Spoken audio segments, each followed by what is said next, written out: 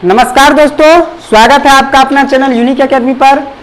इस चैनल पे आपको 10वीं तक के सभी विषयों की पूरी तैयारी कराई जाएगी। आप लोग चाहते हैं 10वीं तक के सभी विषयों की तैयारी हो तो मेरे चैनल को लाइक, शेयर और सब्सक्राइब कीजिए। तो चलिए आज हम लोग चलते हैं 9वीं का एक चैप्टर है, पहला चैप्टर है केमिस्ट्री का और उसका नाम है हमारे परिवेश का पदार्थ। हमारे परिवेश का पदार्थ यानी ये केमिस्ट्री का पहला चैप्टर है। इसमें हम हमारे परिवेश के पदार्थ को हम जानने का कोशिश करते हैं, इसमें क्या सब पढ़ना है। तो चलिए देखिए, यहाँ हमारे परिवेश का जो पदार्थ है इसका अर्थ हुआ अगल बगल, अगल बगल या आसपास बोल सकते हैं, आसपास, ठीक है। यानी देखिए क्या कहने का अर्थ क्या हुआ चैप्टर का कि हमारे परिवेश का पदार्थ यानी हमारे आसपास जितनी भी वस्तु को हम देखते हैं सब क्या है, पदार्थ है। मतलब हम अपने आसपास जितनी भी वस्तु को देखते हैं सब क्या है, पदार्थ है। अब जैसे में देख लीजिए, ये मार्कर ये क्या है, पदार्थ है। ये बोर्ड क्या हो गया, पदार्थ है। कॉपी, लीड, बेंच, दूध, पानी, ये सब क्या है, पदार्थ है। किसी प्रकार का एल्कोहल क्या है, सब पदार्थ है। जितना भी चीज आप देख रहे हैं अपने आसपास सब एक पदार्थ है। पत्थर हो गया, ईंट हो गया, तमाम चीज, बहुत ऐसी चीज है, सब क्या है, पदार्थ है। और देखिए वही हो गया क्या, पदार्थ। अब इसको हम पदार्थ जो हो गया तो पदार्थ को हम कैसे कहेंगे, तो आप सिंपल में समझिए कि जिसमें भार हो। पदार्थ का जो परिभाषा पूछे कि आप पदार्थ किसे कहते हैं, पदार्थ क्या है, तो आपको पूछे तो आप आराम से कहिए जिसमें भार हो, जो जगह छेदती हो, जो रुकावट और दाब डाल सके, जिसमें आयतन हो, उसे पदार्थ कहते हैं। सीधा बात। आप परिभाषा को समझ गए तो आप अपने हिसाब से किसी भी तरीके से कह सकते हैं, इसमें कोई बड़ी बात नहीं है। आप जैसे हम बोले कि जिसमें भार हो, तो क्या जरूरी थोड़ी है जिसमें भार हो कहना है। आप कोनो पहले कह दीजिए जिसमें आयतन हो, जो रुकावट और दाब डाल सके, जिसमें भार हो, जो रुकावट और दाब डाल सके, जो जगह छेदती हो, इस सबको हम क्या बोलते हैं, पदार्थ। आप इस मार्कर को देख लीजिए, इस मार्करों को क्या करेगा, इसमें कुछ ना कुछ तो भार होगा, इसका कुछ ना कुछ वजन तो होगा, तो ये इसका भी कुछ भार होगा, तो ये भी हो गया पदार्थ। इसको कहीं रखेंगे तो जगह तो छेकेगी, ये इतना जगह तो लेगा, तो ये भी क्या हो गया, पदार्थ। क्या है, इसमें आयतन भी होगा। आयतन क्या है आगे हम बता रहे हैं, आयतन भी होगा। ये रुकावट और दाब डालेगा। रुकावट और दाब कहने का अर्थ हुआ कि जब उठाएंगे तो इसको हमको बल लगाना पड़ेगा, बिना बल को हम नहीं उठा सकते, इसमें हमको ताकत लगाना पड़ेगा, ठीक है। तो उठाने के लिए तो ये क्या करता है, हमारा विरोध करता है, रुकावट और दाब डालता है। अब जैसे कि आप कभी भी ये कीजिएगा कि हवा देखते हुईएगा, हवा भी एक प्रकार का क्या है, पदार्थ है। हवा भी है सो क्या है, पदार्थ है, ठीक है। तो हवा में भी भार होता है, हवा में भी भार होता है, हवा भी जगह छेदती है, हवा भी रुकावट और दाब डालता है, यानी हवा क्या है, एक पदार्थ है। जैसे कि आप देख लीजिए कि हवा में भार कैसे होता है। तो बच्चे क्लास में, मतलब इसे पिछली कक्षाओं में कह सकते हैं, आप चौथी पांचवी समय प्रयोग किए होइएगा कि 2 गुब्बारा ले लीजिएगा और गुब्बारों को क्या कीजिएगा, एक में हवा भर दीजिएगा, एक को वैसे ही छोड़ दीजिएगा, और जो जोखने वाले होता है तराजू, उस तराजू पे दोनों साइड जो होता है पलड़ा, उस पलड़ा पे क्या कीजिएगा, रखिएगा। तो जो हवा भरा हुआ गुब्बारा जो रहेगा वो गुब्बारे नीचे की ओर क्या हो जाएगा, झुक जाएगा। नीचे क्या हो जाएगा, झुक जाएगा। जिसमें हवा नहीं भरे हैं वो ऊपर की ओर उठ जाएगा, ठीक। तो इसे क्या पता चलता है कि हवा भर दिए हैं तो वो नीचे झुक गया, यानी नीचे आ गया वो, तो नीचे आ गया। तो इसका मतलब क्या, हवा में भी भार होता है। हवा रुकावट और दाब डालता है, तो कैसे डालता है, तो आप कभी भी साइकिल से या किसी भी वाहन से जाइएगा, साइकिल से मान लीजिए जा रहे हैं, तो आप देखिएगा कि हवा ऐसे बह रही है इस साइड से, यानी हवा यदि इस साइड से बह रही है, हम इस साइड से जा रहे हैं, तो हवा हम पे क्या करेगा, रुकावट और दाब डालेगा, हमको उधर जाने से रोकेगा। रोकता है ना, तो हमें उधर जाने से रोकेगा। तो हवा में क्या होता है, भार होता है। अब दूसरा बात, रुकावट और दाब डालता है, मतलब इधर से आए हवा बह रही है, यानी ये मान लीजिए हवा है, हवा बह रही है, इधर से हम जा रहे हैं, तो हमको हवा क्या करेगा, रोकेगा, यानी रुकावट और दाब डालेगा, ठीक है। तो हवा इस तरह से हम कह सकते हैं, हवा रुकावट और दाब डालता है। तो बस वही हो गया पदार्थ, जो रुकावट और दाब डाले, जिसमें भार हो, जिसमें आयतन हो, जो जगह छेदती हो, इसको हम क्या बोलते हैं, पदार्थ। जैसे तो हर वस्तु हो गया, किताब, कॉपी, लीड, बेंच, डेस्क, जितना भी हो गया, मार्कर, बोर्ड, सब क्या है, एक पदार्थ है। आप एक इतना बड़ा कण भी उठाइएगा ना तो वो भी पदार्थ है। कण जो होता है छोटा छोटा, वो भी एक पदार्थ है, क्योंकि वो भी कुछ ना कुछ जगह छेदती है, उसमें कुछ ना कुछ भार है, वो भी रुकावट और दाब डालता है, उसमें भी आयतन है, तो वो भी क्या है, एक पदार्थ है, ठीक है। तो यानी कहने का अर्थ हुआ कि हम जितने आसपास में वस्तु को देखते हैं वो हो गया आपका पदार्थ, ठीक। तो चलिए आप पदार्थ को समझ गए, आप परिभाषा किसी तरह से लिख दीजिएगा, कोई दिक्कत नहीं है, ठीक है। अब देखिए, अब जो हमारे पदार्थ, इतना तो समझ गए पदार्थ को, आगे बढ़ रहे हैं हम। तो देखिए पदार्थ को अब जो बांटा गया है, हम जो आसपास हर एक वस्तुओं को देखते हैं तो सब क्या होता है, अलग अलग अवस्था में होता है। उसका अवस्था जो होता है सो अलग अलग अवस्था होता है। तो देखिए यहाँ भौतिक अवस्था के आधार पे जो कहिएगा, हाँ, भौतिक अवस्था के आधार पे 3 भागों में बांटा गया, 3 भागों में बांटा गया, ठीक है। यानी भौतिक अवस्था के आधार पर पदार्थ को कितने भाग में बांटा गया, 3 भागों में, यानी पदार्थ के 3 भागों में बांटा गया। वैसे आपको इस 9th के फर्स्ट चैप्टर जो है हमारे परिवेश का पदार्थ, उसमें 5 भाग पढ़ना है। आगे जाके फिर उस 2 भाग को नहीं पढ़ना है, हमको 3 ही भाग इंपोर्टेंट है, ठीक। और 2 भाग जो है सो वो इसी 9th में आप पढ़िएगा, उसके बाद चर्चा नहीं होगा, ठीक है। तो देखिए 3 भागों में मुख्य रूप से इसको बांटा गया है। तो मुख्य रूप से इसका 3 भाग, पहला भाग हो गया ठोस, दूसरा भाग हो गया द्रव और तीसरा भाग हो गया गैस, ठीक है। यानी पहला ठोस, दूसरा द्रव और तीसरा गैस, ठीक है। अब इस चीज को हम समझने का कोशिश करते हैं कि ठोस क्या है, ठोस किसे कहते हैं, कैसे समझेंगे कि ठोस है। तो देखिए इस ठोस को समझने के लिए ठोस को बता रहे हैं कि ठोस हम किसको बोलेंगे, तो जिसका आयतन और आकार, जिसका आयतन और आकार दोनों निश्चित हो, मतलब आयतन भी निश्चित हो और आकार भी निश्चित हो। तो जिसका आयतन और आकार दोनों निश्चित हो उसे हम क्या कहते हैं, ठोस कहते हैं। उसे क्या कहते हैं, ठोस कहते हैं।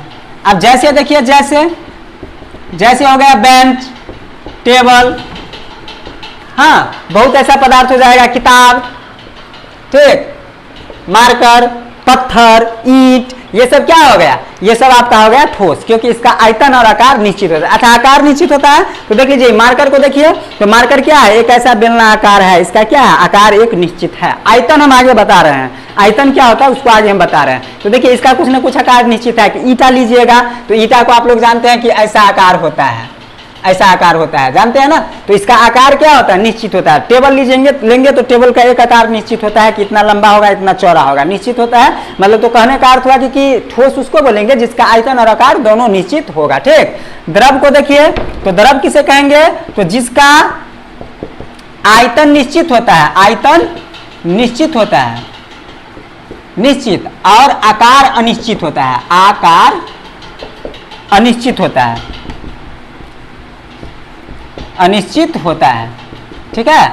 अब यहीं से आप आयतन को समझिए क्या होता है, कि जिसका आयतन तो निश्चित होगा लेकिन आकार अनिश्चित होगा। मतलब आयतन उसका निश्चित रहता है और आकार निश्चित नहीं रहता है, वो आकार अलग हो सकता है। तो देखिए आप इसमें जैसे में समझ लीजिए, उसके बाद आप समझ जाइएगा। जैसे दूध हो गया, पानी हो गया, कोई प्रकार का द्रव के रूप में जो अल्कोहल होता है, अल्कोहल हो गया। अल्कोहल मतलब ज्यादा अधिकतर पाया जाता है शराब में, जो शराब होता है ना उसमें अल्कोहल का मात्रा ज्यादा होता है। और बहुत से ऐसे दवाई भी है, मेडिकल में आपको दवाई मिल जाएगा, वो दवाई खांसी का, सर्दी का, उसमें भी अल्कोहल होता है, ठीक है। तो चलिए हम उतना नहीं चर्चा करेंगे। दूध और पानी, दूध और पानी ये हो गया आपका क्या, द्रव, ठीक है। देखिए अब आयतन को आप समझने का कोशिश कीजिए। आप ये बताइए, एक सीधा बात बताइए कि ये मार्कर है, इस मार्कर को यहाँ पे रखे तो इतना जगह ले रहा है, इतना जगह ले रहा है, दिख रहा है आपको, इतना जगह ले रहा है। अब इस मार्कर को यहाँ से अमेरिका उठा के ले जाए तो क्या ये अमेरिका में ज्यादा जगह लेगा, नहीं लेगा, उतना ही जगह लेगा। या इसको लंदन लेके चले जाए, इंग्लैंड, लंदन, इंग्लैंड की राजधानी है लंदन, तो इंग्लैंड लेके चले जाए तो वहां भी इतना ही जगह लेगा, वहां भी इतना ही जगह लेगा। तो ये वस्तु को एक जगह से दूसरे जगह ले जाए तो जगह उतना ही लगेगा। या इसी चीज को मान लीजिए किसी बोतल के अंदर रख दे, हाँ, या किसी बर्तन के अंदर रख दे तो जितना जगह ये बाहर लेता है उतना ही जगह ये अंदर भी लेगा। मतलब इसके आयतन में कोई परिवर्तन नहीं होगा, उसी को हम लोग आयतन बोलते हैं, ठीक। और मतलब अच्छे तरीके से हम समझा रहे हैं, समझ जाइएगा आप। देखिए तो इसीलिए इसका आयतन क्या हो जाएगा, निश्चित। इसको कहीं ले जाएंगे तो उतना ही जगह लेगा। और आकार तो समझिएगा कि आकार एक निश्चित होता ही है, ठीक है। उसके बाद देखिए द्रव में हम क्या बोले हैं, जिसका आयतन तो निश्चित होता है लेकिन आकार अनिश्चित होता है। तो आप एक बात बताइए कि हम दूध ले लिए, दूध, ठीक है, और दूध हम 1 लीटर मान लेते हैं, दूध ले लिए। यहाँ पे समझिए, देखिए मान लेते हैं कि 1 लीटर दूध ले लिए, ठीक है। और 1 लीटर दूध को हम उसको एक डिब्बा में रखते हैं। डिब्बा बोले तो वो पानी का डिब्बा मिलता होगा, पानी का डिब्बा होता है, स्प्राइट का डिब्बा होता है, तो उस डिब्बा में रखिएगा तो दूध का आकार कैसा हो जाएगा, डिब्बा आकार का, डिब्बा आकार का नहीं हो जाएगा।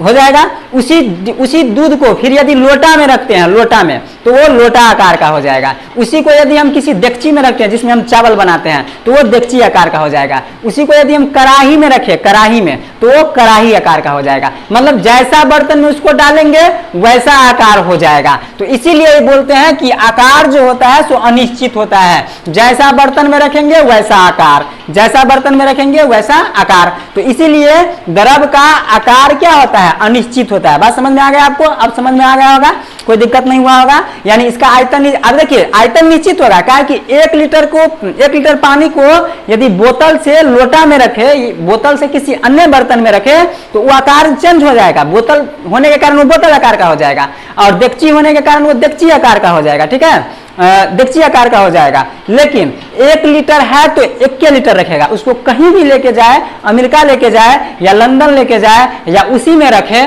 ठीक है, मतलब उसी में रहने दे या अलग बर्तन में रखे, तो उसमें कोई आयतन में चेंज नहीं होगा। वो 1 लीटर है तो 1 लीटर रहेगा। ठीक है, लेकिन आकार जो होगा उसको, उसका जिस बर्तन में रखेंगे उस बर्तन आकार का हो जाएगा। इसीलिए इसका आकार क्या है? अनिश्चित है। अब आप समझ गए होइएगा कि द्रव में क्या है। देखिए गैस को देखिए, गैस को देखिए, तो गैस में क्या होता है? तो न तो आयतन निश्चित होता है, न तो आकार निश्चित होता है। तो ठीक है, तो वही बोलेंगे जिसका आयतन और आकार, आयतन और आकार दोनों अनिश्चित होता है, मतलब निश्चित नहीं होता है, अनिश्चित होता है।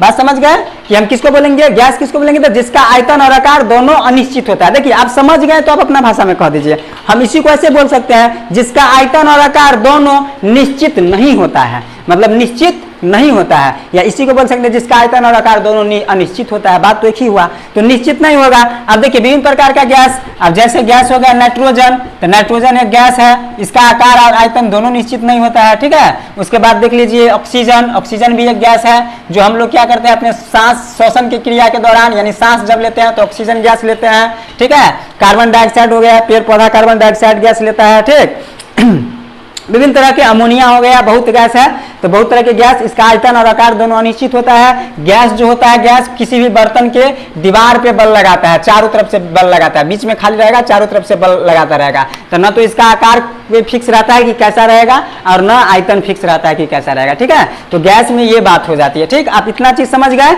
चलिए इसको आप देख लीजिए, उसके बाद इसको मिटा रहे हैं हम। तो देखिए यहाँ पे ऐसे समझ जाइएगा कि ठोस का आयतन और आकार दोनों निश्चित, और गैस का आयतन और आकार दोनों अनिश्चित। ठीक है, और द्रव में आयतन निश्चित और आकार अनिश्चित। आकार आप इस ध्यान कैसे रहेगा? आप इतना एग्जाम्पल दे दिए कि दूध को या पानी को जिस बर्तन में रखेगा उसी आकार का हो जाएगा, इसीलिए इसका आकार अनिश्चित होगा। ठीक है, चलिए आगे हम लोग चलते हैं, इससे और कुछ संबंधित बात देखिए। तो अब हम ठोस के बारे में, ये तो फर्स्ट गुण था ठोस का, कि ठोस के कुछ गुणों को हम लोग जाने। ठोस के और से बहुत गुण है, और गुण है, उस गुण को भी हम जानेंगे। ठीक है, तो देखिए पहले ठोस में क्या होता है, ध्यान दीजिए कि ठोस जो होता है, तो ठोस जितना भी पदार्थ है ना, सो एक कण से बना हुआ, जितना पदार्थ है कण से बना हुआ है। ठीक है, यानी कण से बना हुआ है। तो देखिए कण जो होता है, ठोस का कण, वो काफी नजदीक होता है, काफी नजदीक होता है, मतलब सटा सटा रहता है। ठीक है, यानी सटा सटा रहता है। ठीक, यदि वही द्रव की बात करें तो द्रव की कण जो होता है सो काफी हटा हटा रहता है। ठीक है, यानी काफी नहीं कह सकते हैं, ठोस की अपेक्षा हटा हटा रहता है। ठीक, और गैस में तो इसका कण बहुत दूर दूर रहता है। बात समझे, गैस में इसका कण बहुत दूर दूर रहता है। तो आप इसका दूसरा कह सकते हैं, पहला तो हम बताइए दिए, इसका दूसरा गुण आप कह सकते हैं ठोस का, कि ठोस में क्या होता है, कण जो होता है सो पूरा सटा सटा रहता है। ठीक है, द्रव में जो कण होता है इससे क्या होता है, हटा हटा, यानी ठोस की अपेक्षा ज्यादा दूरी पे होता है। और गैस का कण एक का सबसे ज्यादा दूरी पे होता है ना। तो ये भी आप दूसरा गुण कर सकते हैं। अब इसमें ध्यान दीजिए, जो बात ध्यान देने वाला है उसको ध्यान दीजिए। देखिए ठोस, ये ठोस हो गया, तो ठोस में क्या देख रहे हैं कि इसका कण काफी नजदीक होने के कारण, ठीक है, काफी नजदीक होने के कारण, ठीक, ये इसके बीच का जो रिक्त स्थान होता है, यानी रिक्त स्थान बोले तो खाली स्थान, यहाँ देखिए आपको हम बड़े में दिखा देते हैं कि जैसे यहाँ एक कण है, ठीक है, और यहाँ एक कण है। ठीक, तो ये ठोस हो गया। और द्रव में देखिए एगो कण यहाँ रहेगा और एगो कण यहाँ रहेगा। ठीक है, और गैस में देखिए, गैस में एगो कण यहाँ रहेगा, एगो कण यहाँ रहेगा, ठीक है। गैस में कण दूरी पे रहता है। तो देखिए ये ठोस में क्या है, ये ठोस है, तो ठोस में देखिए यहाँ पे जो रिक्त स्थान है, रिक्त स्थान यानी खाली जगह, दो कणों के बीच में जो खाली जगह है वो क्या है, बहुत ही कम है, बहुत क्या है, कम है। उसके बाद यदि द्रव में देखिएगा, ये द्रव है तो द्रव क्या हो गया, पानी दूध सब, तो उसमें देखिएगा कि यहाँ क्या है, कण हटा हटा है, मतलब थोड़ा ज्यादा दूरी पे है। तो ज्यादा दूरी पे है तो इसमें बोल सकते हैं कि ठोस की अपेक्षा अधिक है, ठोस की अपेक्षा क्या है, अधिक है, सोई ना।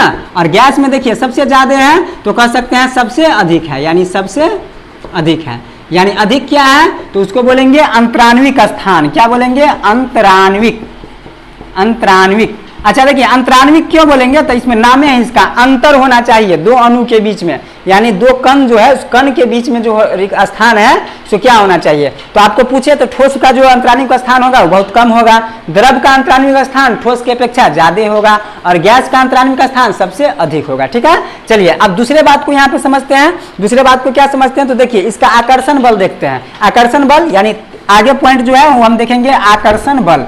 तो आकर्षण बल किसको बोलेंगे, देखिए कि जब इसमें ठोस में क्या है, कण काफी का नजदीक नजदीक है, तो नजदीक नजदीक होने के कारण क्या होगा, कण तेजी से खींचेगा, दूर रहेगा कण तो उतना तेजी से नहीं खींच पाएगा, जितना कण नजदीक रहेगा उतना तेजी से खींचेगा। तो यहाँ क्या है, कण एकदम सटा सटा है, मतलब पूरी तरह से सटा सटा होने के कारण इसमें जो आकर्षण बल होगा ठोस में अधिक होगा, और द्रव में जो आकर्षण बल होगा वो ठोस की अपेक्षा कम होगा, और गैस में तो आकर्षण बल होबे नहीं करेगा। क्या है, तो देखिए एगो कण यहाँ है, एगो कण यहाँ है, अब जो जितना दूरी पे होगा उसको तो खींच नहीं पाएगा, एक कण दूसरे कण को आकर्षित नहीं कर पाएगा। आकर्षित मतलब होता है खींचना, तो एगो कण दूसरे कण को खींच नहीं पाएगा, आकर्षित नहीं कर पाएगा, तो गैस में आकर्षण बल होबे नहीं करेगा। द्रव में आकर्षण बल ठोस की अपेक्षा क्या होगा, कम होगा, और गैस ठोस में जो आकर्षण बल होगा सबसे अधिक होगा, ठीक है। तो देखिए आकर्षण बल कह सकते हैं, तो आकर्षण बल ठोस में कहेंगे बहुत अधिक होगा ना, आकर्षण बल हो जाएगा बहुत अधिक, ठीक। और यदि इसमें बोले द्रव में बोले तो द्रव में बोलेंगे ठोस की अपेक्षा कम, ठीक है। और गैस में नगण्य, यानी नगण्य बोले तो मतलब है ही नहीं, नगण्य बोले तो है ही नहीं, मतलब इसमें आकर्षण बल उतना है ही नहीं, ठीक है। नगण्य मतलब नहीं है, ठीक, समझ गए। तो देखिए आकर्षण बल भी आप समझ गए कि आकर्षण बल मतलब कि इस तरह से होता है, ठीक है। चलिए आगे देखिए, अब इसमें आगे गुण हम देखते हैं, इसको हम मिटा देते हैं। आगे गुण दिखा रहे हैं कि इस ठोस का जो गुण होता है, ठोस, ठीक है, तो ठोस में बहाव की प्रवृत्ति होती है, बहाव की प्रवृत्ति होती है, ठोस में बहाव की प्रवृत्ति। तो हम पहले बहाव की प्रवृत्ति को देखते हैं।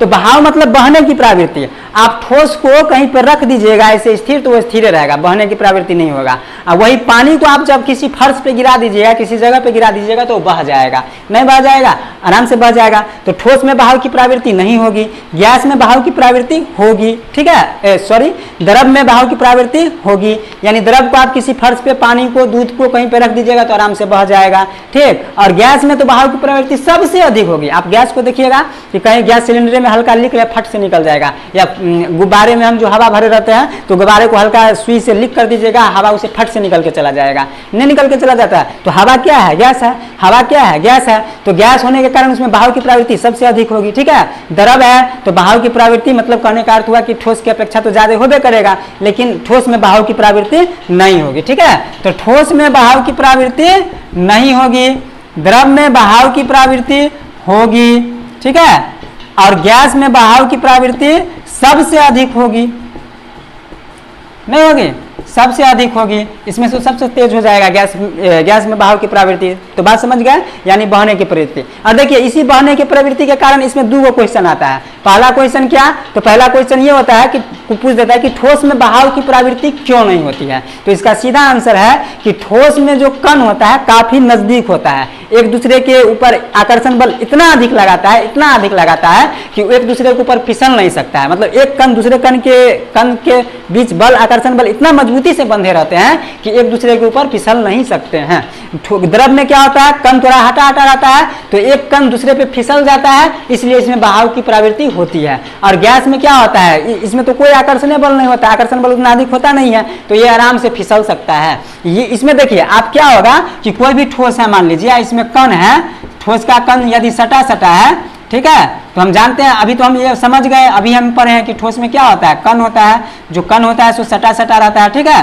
तो देखिए ये सटा सटा कण है, तो आप इस कण को उठा लीजिए, इस कण को, तो ये कण, इस कण को ये भी पकड़ के रखा है, ये भी पकड़ के रखा है, ये भी पकड़ के रखा है और ये भी पकड़ के रखा है, ठीक है। यानी इसको चारों कण चारों तरफ से पकड़ के रखा है, और ये पकड़ के रखने के कारण ये एक दूसरे पर फिसल नहीं सकता। जब फिसलेगा नहीं तो इसमें बहाव का प्रवृत्ति होवे नहीं करेगा। तो यही क्वेश्चन आ जाता है कि ठोस में बहाव की प्रवृत्ति क्यों नहीं होती है। तो ठोस में कणों के बीच जो आकर्षण बल होता है इतना मजबूती से बंधा रहता है कि वो एक दूसरे के ऊपर फिसल नहीं सकते, और एक दूसरे के ऊपर फिसल नहीं सकने के कारण इसमें बहाव की प्रवृत्ति नहीं होती है। द्रव में बहाव की प्रवृत्ति क्यों होती है, तो इसका कण उतना मजबूती से बंधे नहीं रहते हैं और ये एक दूसरे के ऊपर आसानी से फिसल जाता है, इसलिए इसमें बहाव की प्रवृत्ति होती है। इसी प्रकार से गैस का भी हो गया।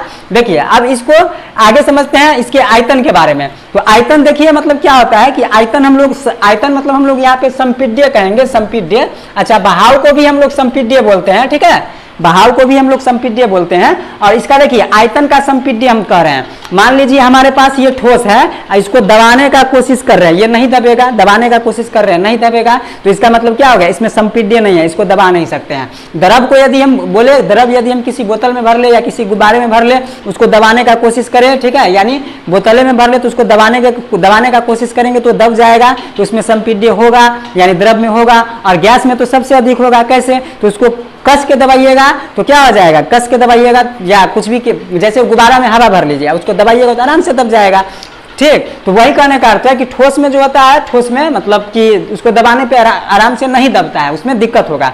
लेकिन वही आपको द्रव में देखिएगा तो थोड़ा दबा जाएगा क्या, और गैस में तो सबसे ज्यादा दबा जाएगा, ठीक है।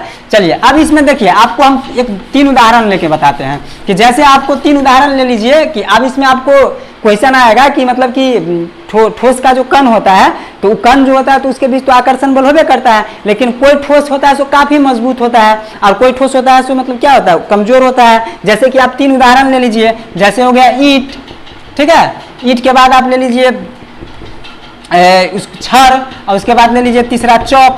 चौक जानते हैं ना, चौक यानी पेंसिल जो होता है, यानी बोर्ड पे जो लिखा जाता है, ब्लैक बोर्ड होता है, उस ब्लैक बोर्ड पे जो पेंसिल होता है, भट्ठा जिसको बोलते हैं, हाँ, बच्चा में जो आप लोग सिलेट पे लिखे हैं वही।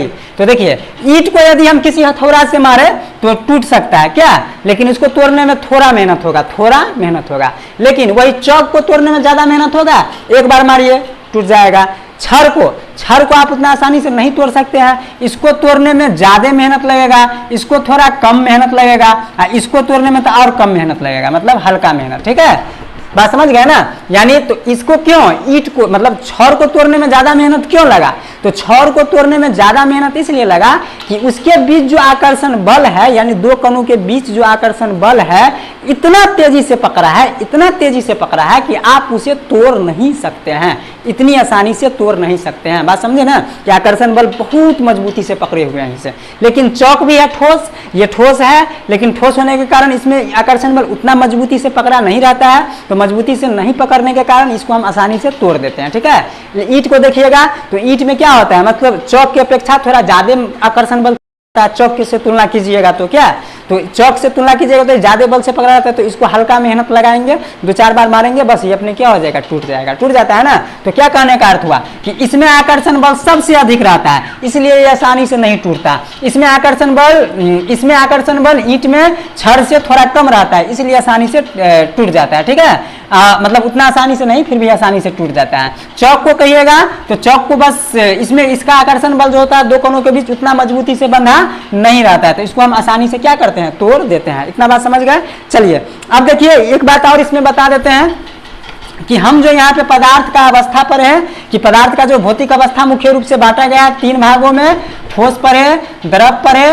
और गैस पर है ना। तो देखिए ठोस, द्रव, गैस जो हम पढ़े हैं, ठीक, तो ये ठोस को भी हम जान गए, द्रव को भी जान गए, गैस को भी जान गए कि क्या क्या सब ठोस होता है, कौन कौन सा ठोस होता है, द्रव होता है। हमने 3 उदाहरण लेके भी बता दिए कि मतलब कि उसके आकर्षण बल मतलब कैसा होता है, ठीक। अब देखिए ठोस में क्या होगा, तो ठोस को आप गलाने का कोशिश कीजिएगा, आग पे आप लोहा को या किसी भी पदार्थ को गलाने का कोशिश कीजिएगा तो आसानी से नहीं गलेगा, नहीं गलेगा। तो इसका क्वथनांक और गलनांक दोनों होता है उच्च, मतलब हाई होता है, ज्यादा ताप पे गलेगा, उतना आसानी से नहीं गलेगा, ठीक है। अब द्रव को देखिएगा तो वो आसानी से गल जाता है, आसानी से गल जाता है, ठीक है। और गैस को देखिएगा तो उसको गलाने की जरूरी होवे नहीं करता है, उसको रखिएगा वो भाग जाएगा, उसमें गलने की क्षमता की बातें नहीं होता है, ठीक है। तो इसका उच्च होता है, इसका क्या होता है, कम होता है, इसका सबसे कम होता है, सबसे कम कह सकते हैं, सबसे कम। और इसका क्या होता है, कम होता है, ठीक है। ये तो कह सकते हैं कि ठोस का द्रवनांक और क्वथनांक उच्च होता है, द्रव का द्रवनांक और क्वथनांक कम होता है, गैस का द्रवनांक और क्वथनांक कम होता है, ठीक है। चलिए अब यहाँ पे एक पॉइंट को समझिए कि एक द्रव होता है जिसमें हम पढ़े कि ठोस, द्रव, गैस, और एक द्रव्य होता है, एक द्रव्य। तो इस दोनों को एक ही मत समझिएगा। द्रव्य का अर्थ होता है पदार्थ। कोई आपको बोल दे द्रव्य किसे कहते हैं, तो बोलिएगा जिसमें भार हो, आयतन हो, द्रव्यमान हो, वो सब द्रव्य होता है, यानी द्रव्य को ही बोलते हैं क्या, पदार्थ, ठीक है। तो देखिए द्रव और द्रव्य में अंतर है। द्रव्य का परिभाषा होता है, सुन लीजिए, लिख लीजिएगा आप, कि जिसका स्पष्ट गुण एवं निश्चित संरचना हो, जिसका स्पष्ट गुण एवं निश्चित संरचना हो उसे द्रव्य कहते हैं, ठीक है। तो चीनी क्या है, इसका चीनी क्या है, मीठा है, उसका कुछ ना कुछ स्पष्ट गुण है, ठीक, और इसका एक निश्चित भी संरचना है, तो उसको हम बोलेंगे द्रव्य, ठीक है। तो द्रव्य जो हो गया सो वही हो गया। तो द्रव और द्रव्य को आप एक मत समझिएगा कभी, ठीक है। द्रव अलग चीज हो गया, द्रव्य अलग चीज हो गया, ठीक है।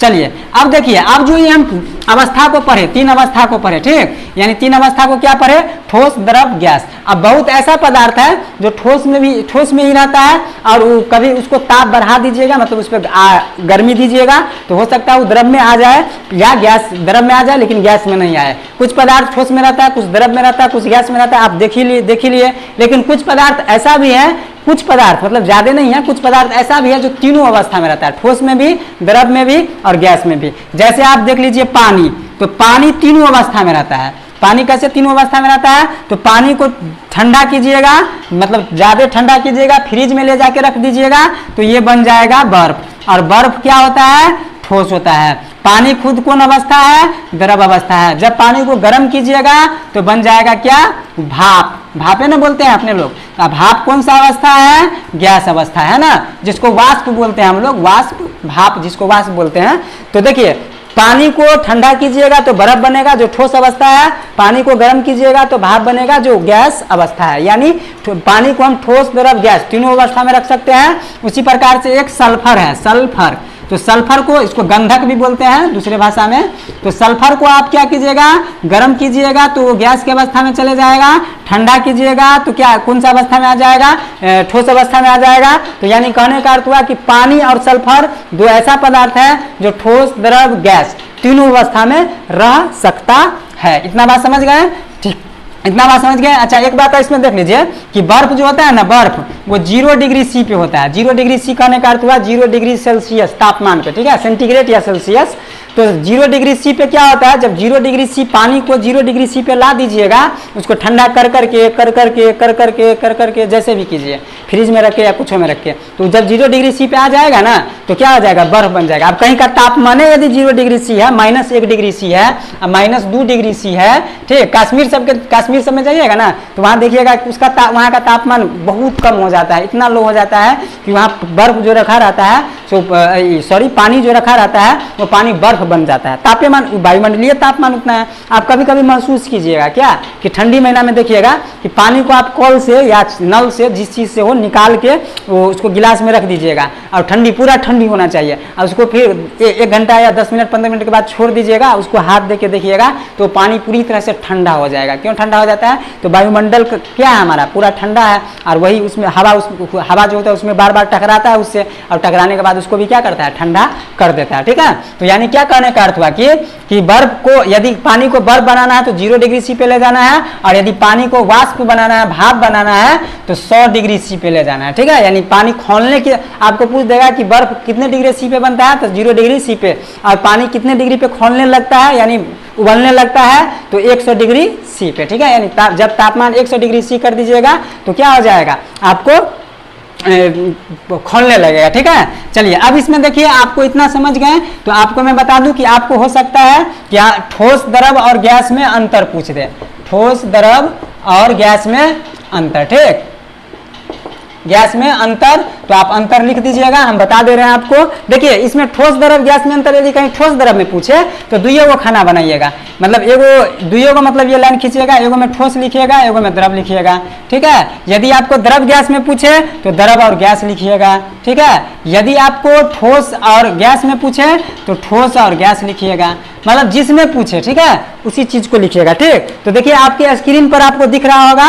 उसका स्क्रीन को आप समझने का कोशिश कीजिए और मैं जल्दी जल्दी आपको समझा देता हूं। देखिए सबसे पहला देखिए एक खाना गुण का बना लीजिएगा, एक ठोस का, एक द्रव का, एक गैस का। तो गुण में देखिए आपको हम बताए हुए थे कि ठोस का जो अंतराणविक स्थान होता है बहुत कम होता है, बोले थे कि इसका कण क्या होता है, काफी नजदीक होता है, सटा सटा रहता है, कण नजदीक होने के कारण इसका अंतराणविक स्थान जो होता है वो बहुत कम होता है। द्रव में जो अंतराणविक स्थान होगा वो ठोस से अधिक होगा, गैस में जो अंतराणविक स्थान होगा सबसे अधिक होगा।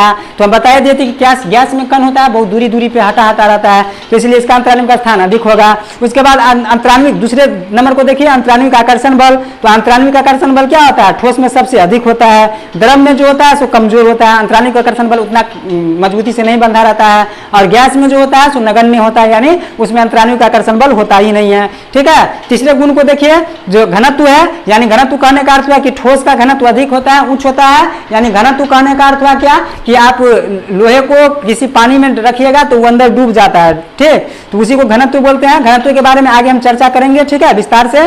तो देखिए घनत्व होता है सो ठोस में क्या होता है, उच्च होता है, द्रव में क्या होता है, निम्न होता है, और गैस में सबसे निम्न होता है। अति निम्न कहने का अर्थ हुआ कि बहुत ही कम होता है, ठीक, बहुत ही कम।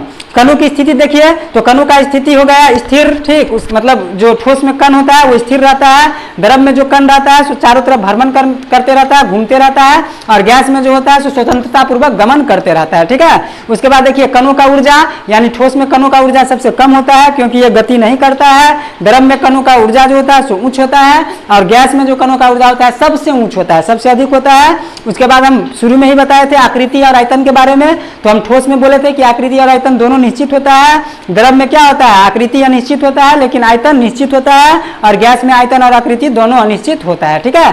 चलिए आपको अंतर पूछे तो इसी हिसाब से लिख दीजिएगा। हाँ, अब इस वीडियो को मैं यहीं पे करता हूँ एंड, अब इसके आगे जो भी है सो हम नेक्स्ट पार्ट में लेके आएंगे। आज के लिए इतना ही, धन्यवाद।